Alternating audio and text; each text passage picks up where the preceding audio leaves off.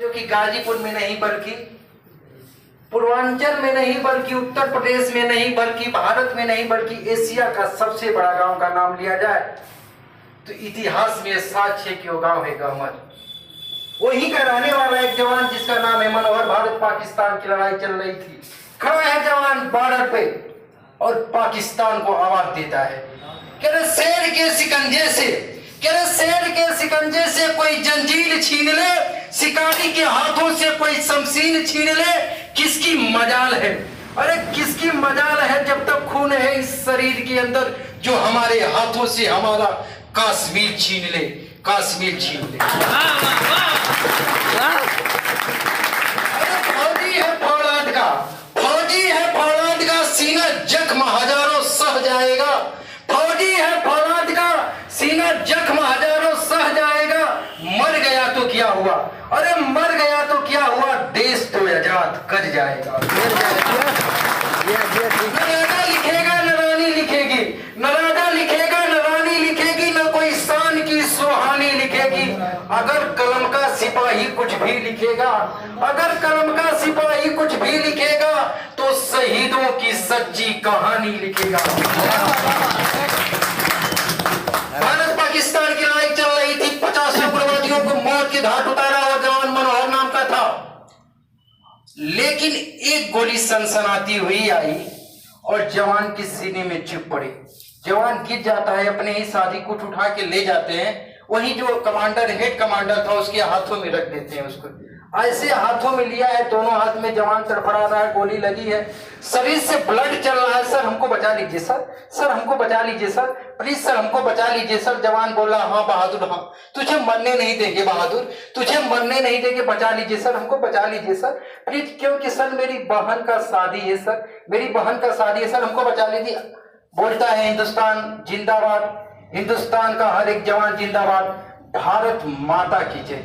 इतना ही तो कहा जब तक कि वो जवान का जो सर था साहब के हथवा में झूल गया।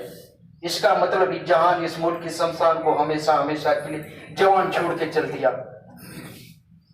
वीरों सपूतों शेरों की शहीदी धरती गाजीपुर को सलामी दागता हूँ, वीरों सपूतों शेरों की शहीदी धरती गाजीपुर को सलामी दागता हूँ। इतिहास के पन्ने से, इतिहास के पन्ने से मात्र गाजीपुर को निकाल दिया जाए तो इतिहास अधूरा हो जाएगा। जवान जान की बाजी लगाकर, जवान जान की बाजी लगाकर सरहद हिंद की रक्षा करते हैं, गोलियां चलाई जाती, बम गिराए जाते हैं। कितने बहनें हमेशा हमेशा के लिए विधवा और कितने मातारियों की गोदे हमेशा हमेशा के लिए सुनी। कष्ट तो जब होता है कि कितने बच्चे हमेशा हमेशा के लिए अनाथ हो जाते हैं और अपने मम्मी से पूछते हैं मम्मी हमारा पापा कहाँ है। आए है जवान सीमा सरहद पे मारा गया जवान की लाश को तिरंगे झंडे में लपेटकर गांव पे जब गाजीपुर शहीदी धरती में लाया जाता है, क्षेत्र एरिया इलाके के लोग सुनते हैं, हाँ कान मच जाता है, सबसे आंखों से आंसू की धारा चलने लगी। जब पिताजी इस बात को सुनते हैं, छाती पे मुक्का मार के धड़ाम से गिर गई। माता जब सुनती है दौड़ के आ रही है, गिर जाती है, सर से ब्लड चलने लगता है और आंखों से आंसू की धारा। लेकिन उसकी औरत जो मनोहर की थी, जिसका नाम की राधा बताया गया, जब वो हिंदुस्तान की सैनिक इस कथा को सुनती है कि हमारे पति सीमा सरहद पे मार दिए गए, छाती पे मुक्का मार के धड़ाम से बेहोश हो जाती है और रोने लगती है। लोग पानी का छींटा दे दे के होश में लाए बिटिया राधा। अरे पागल, तुम्हारा फौजी, तुम्हारा सुहाग मरा नहीं बल्कि मर के भी हमेशा हमेशा के लिए जिंदा है। हिंदुस्तान की सैनिक जरा सा होश में आती है, अपने आप को संभालती है और आवाज देती है पाकिस्तान को, हमारे गर्भ में जो बच्चा पल रहा है इस बच्चे को पढ़ाऊंगी लिखाऊंगी और बॉर्डर पर भेजूंगी पाकिस्तान का छक्का छुड़ाने के लिए। और आवाज देती है पाकिस्तान को कि सच्चा प्रेमी देश का, सच्चा प्रेमी देश का सिरे पर गोली खाता है, जान लुटा देता है, रण में पीठ नहीं दिखाता है।